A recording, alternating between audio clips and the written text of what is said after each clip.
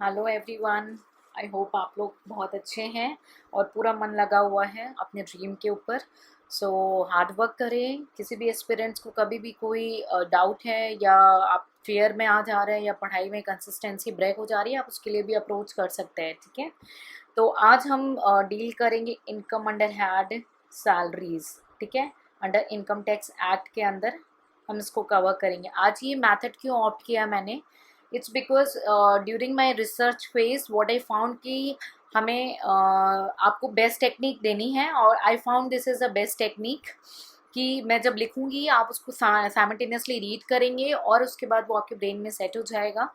अब हम income tax के प्रोविजन को ऐसे डील कर रहे हैं, आपको इसके सप्लीमेंट्री जो रिक्वायर्ड नोट्स होंगे वो शेयर कर दिए जाएंगे। बट स्टूडेंट से रिक्वेस्ट होगा कि वीडियो के टाइम में आप सिंपल वीडियो देखेंगे। अब इसमें जो है उसके बाद क्विक रिवीजन करेंगे आपके पास अगर कोई मटेरियल शेयर हो रहा है तो उससे, ठीक है, ताकि वो आपके माइंड में सेट हो जाए।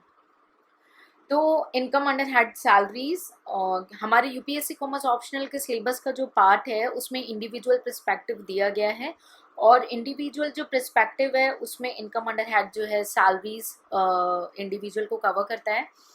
तो आज हम सिर्फ इस वीडियो के थ्रू एक बेसिक अबाउट द सैलरीज को देखेंगे। ठीक है, सो सैलरीज क्या है? सैलरीज में जनरली जो है पेमेंट जो होता है वो एम्प्लॉयर द्वारा होता है। ठीक है, payment by employer to employee.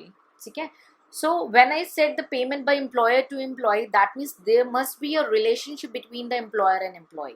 ठीक है, so relationship of what? For the service rendered. ठीक है, क्या चीज़ की रिलेशनशिप होगी? सर्विस की रेंडर्ड, सर्विस रेंडर्ड की।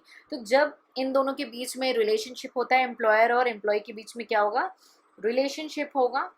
ठीक है, और चाहे वो प्रेजेंट एम्प्लॉयर से हो या आपके पास्ट एम्प्लॉयर से हो, ठीक है, तब वो आगे टैक्सेबल हो जाता है इनकम अंडर हेड सैलरीज के अंदर। ठीक है, अब एम्प्लॉयर एम्प्लॉय को क्या पेमेंट कर रहा हो, या तो मॉनेटरी पेमेंट कर रहा हो वो या नॉन मॉनेटरी पेमेंट कर रहा हो। ठीक है, मॉनेटरी और द नॉन मॉनेटरी पेमेंट। क्या क्या आते हैं मॉनेटरी और नॉन मॉनेटरी पेमेंट में? मॉनेटरी पेमेंट में आपके आ जाएंगे लाइक बेसिक जो सैलरी मिल रही है एम्प्लॉय को। ठीक है, बेसिक सैलरी, उसको कुछ बोनस मिल रहा है। ठीक है, उसको कमीशन रिसीव हो रही है। ठीक है, अलाउंसेस मिल रहा है। ठीक है, ये सारी आपकी मॉनेटरी पेमेंट क्या आ जाएगी। और नॉन मॉनेटरी पेमेंट के अंदर क्या आ जाएगी? शेयर्स मिल रहे हैं। ठीक है, हाउसिंग अकोमोडेशन मिल रहा है उसे, हाउसिंग एकोमोडेशन। और क्या मिल रहा है? मेडिकल फैसिलिटीज़ मिल रही है। ठीक है, ऐसे बहुत सारी चीज़ें जो हैं वो आपकी नॉन मॉनेटरी फॉर्म में आ जाएंगी। That means there must be a relationship between employer and employer makes a payment to an employ for the service rendered और टू बी रेंडर्ड। ये फ्यूचर टेंस में भी हो सकता है। ठीक है, कि एडवांस सैलरी दे दी तो ठीक, either in the monetary form और the non monetary form. Payment कौन कर सकता है? It may be employed, may be by the present employer और दी पास्ट एम्प्लॉयर। और एक क्राइटेरिया सॉरी यहाँ बताना भूल गई, एक ये बात कि या तो वो पार्ट टाइम हो सकता है या फुल टाइम। फिक्स नहीं है कि कोई आपका होना चाहिए। It the employment may be the part time और दी फुल टाइम। एम्प्लॉयमेंट कैसी हो सकती है? पार्ट टाइम और दी फुल टाइम। ठीक है, और दूसरा द पेमेंट में भी मॉनेटरी और दी नॉन मॉनेटरी। ठीक, उसके बाद जो अभी हम बेस कवर करेंगे इस वीडियो के थ्रू, सेक्शन 15। सेक्शन 15 क्या बोलता है? स्टार्टिंग है सैलरी का। ऊपर तो मैंने चलिए आपको बेसिक सैलरी क्या होती है वो बता दी। जो अभी एक्चुअली में इनकम टैक्स एक्ट के अंदर स्टार्ट हुआ है वो सेक्शन 15 से स्टार्ट हुआ है। सेक्शन 15 ईयर ऑफ चार्जेबिलिटी बताता है, यानी किस साल में सैलरी के अंदर टैक्स लगेगा। ठीक है, किस साल सैलरीज हेड के अंदर टैक्स लगेगा, ईयर ऑफ द चार्जेबिलिटी बताता है। ठीक है, सो इसका जो प्रोविजन है वो बोलते हैं ड्यू बेसिस पे हो या रिसिप्ट बेसिस पे हो, जो भी अर्लियर होगा तब टैक्स लग जाएगा। घबराइए नहीं, अभी समझा देती हूँ। ड्यू बेसिस मतलब क्या कि आपने सर्विस कर दी, एक एम्प्लॉय है उसने सर्विस रेंडर कर दी बट उसको पेमेंट नहीं मिली है। ठीक, तो सैलरी तो ड्यू हो गई ना, उसको पैसे मिलने का वो हकदार हो गया क्योंकि उसने काम कर लिया है, तो वो हो जाएगा आपका ड्यू बेसिस। और रिसिप्ट बेसिस क्या होता है?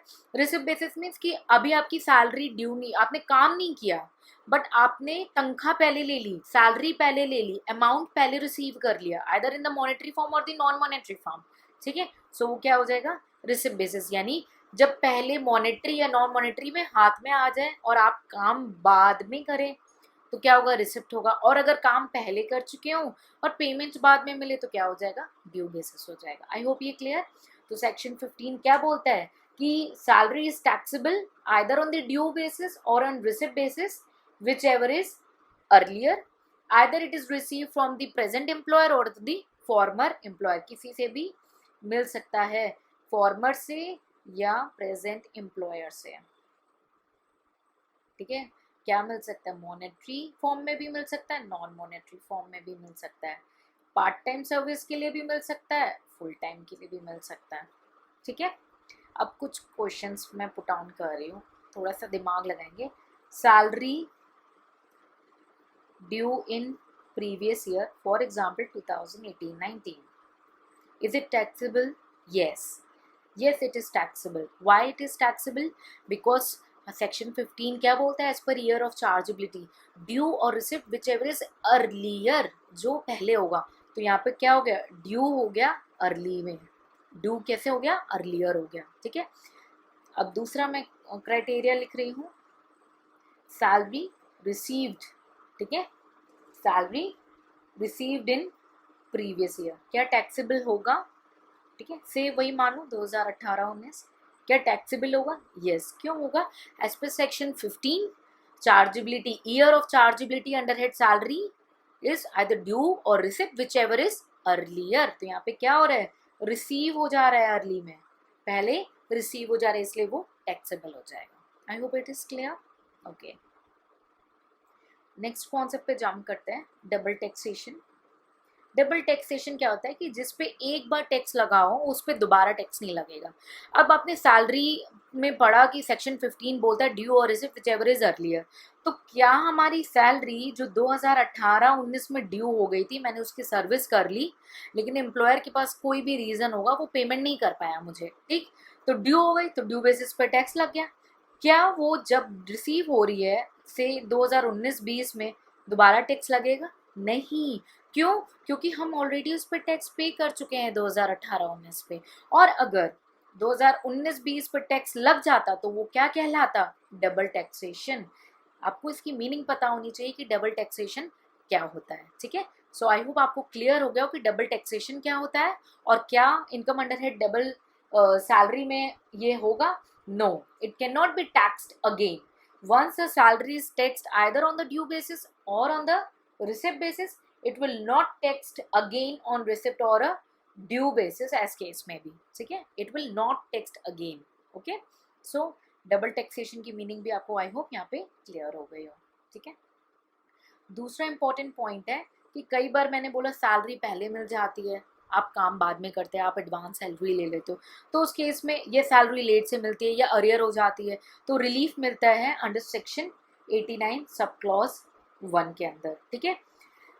इसके लिए वरीड नहीं हूँ, इसको फ्यूचर वीडियो में हम डिटेल में कवर करेंगे। यहाँ पे इस पॉइंट को रखा इसलिए है क्योंकि हम सेक्शन 15 पढ़ रहे हैं ड्यू और रिसीव बेसिस में, year of chargeability of service. इसके अंडर पे कभी नोट लिखने को आ जाए या कभी कुछ डिटेल लिखने को आ जाए एग्जाम हॉल में तो ये पॉइंट यहाँ पे लिखेंगे। ये पॉइंट को एक्सप्लेन तब करेंगे जब मानो ह्यूज मार्क्स वेरी कैरी कर रहा हो क्वेश्चन आपका, तब इसका डिटेल भी लिख देंगे, ठीक है। तो इसको हम फ्यूचर वीडियो में आपको डिटेल में कवर करा देंगे, ठीक है। और दूसरा जो है एडवांस सैलरी कॉन्सेप्ट है। एडवांस सैलरी बड़े ध्यान से समझेंगे, एडवांस अगेंस्ट सैलरी, ठीक है।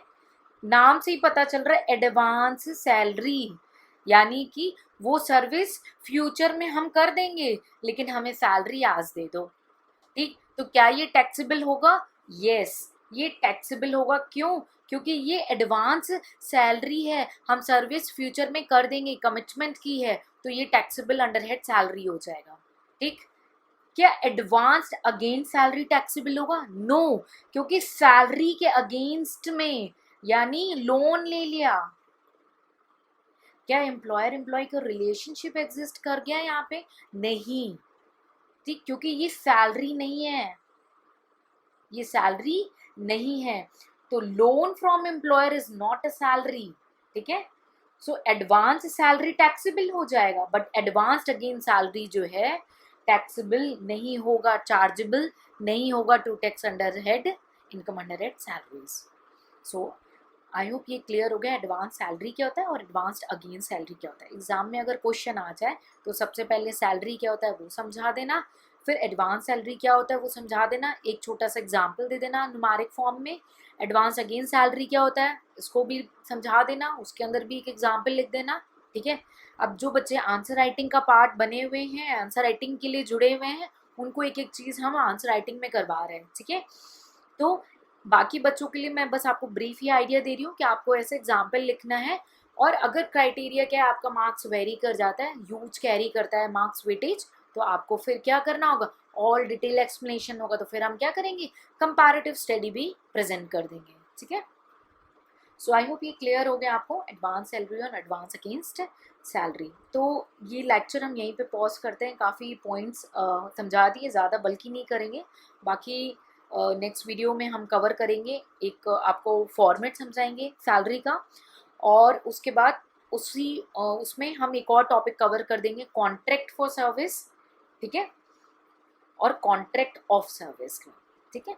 सो इस वीडियो में हमने क्या क्या कवर किया, एक हमने जो बेसिक प्रिंसिपल्स हैं सैलरीज का वो कवर कर दिया कि एम्प्लॉयर एम्प्लॉय का रिलेशनशिप होना चाहिए, ठीक है, और मॉनेटरी नॉन मॉनेटरी फॉर्म में पेमेंट होनी चाहिए, वो चाहे प्रेजेंट एम्प्लॉयर हो, चाहे पार्ट एम्प्लॉयर हो, पास्ट फॉर्मर एम्प्लॉयर हो, दूसरा या तो पार्ट टाइम सर्विस में हो या फुल टाइम सर्विस में हो, सब कंसिडर होता है, ठीक है।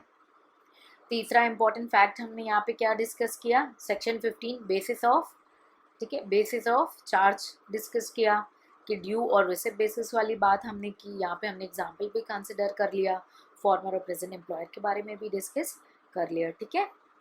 डबल टैक्सेशन भी समझा दिया आपको, रिलीफ अंडर सेक्शन 89(1) भी मिलेगा, इसको डिटेल में हम फ्यूचर में कवर करेंगे, ठीक है। और दूसरा एडवांस सैलरी और एडवांस अगेंस्ट सैलरी भी डिस्कस कर दिया। जिस भी एस्पिरेंट को किसी भी पॉइंट में, ये सिर्फ बेसिक डिस्कशन है, अब थोड़ा सा ना हम स्पीड में भी कवर करेंगे बिकॉज कोर्स बहुत लेंथी है, ठीक है। तो अभी शुरू में मैं स्लो पेज में इसलिए चली क्योंकि आप नए थे और आपको एक हैबिट में डालना है कि आपको ऐसे सुनना है, आपको मेरी आवाज़ एक्वेंट होनी चाहिए, आपको मेरी चीज़ें क्लियर हो जानी चाहिए, ठीक है। अब थोड़ा सा क्विक होंगे तो इसका मतलब ये नहीं कि हम आपको कॉम्प्रोमाइज़ करेंगे।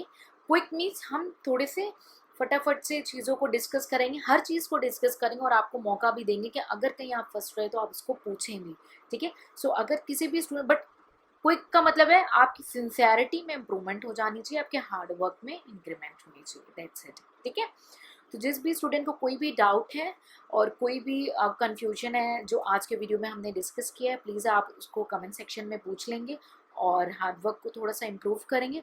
और हम वीडियो में सिर्फ टू द पॉइंट डिस्कशन करेंगे, कोई इधर उधर की बातें नहीं, जो भी इंपॉर्टेंट आपके यूपीएससी के व्यू पॉइंट की बातें होंगी वो मैं आपके नॉलेज में डालती रहूँगी, अदरवाइज मैं इधर उधर की बातें नहीं करूँगी, बिकॉज मेरा मेन मोटो है कि I want my 100% satisfaction from the students.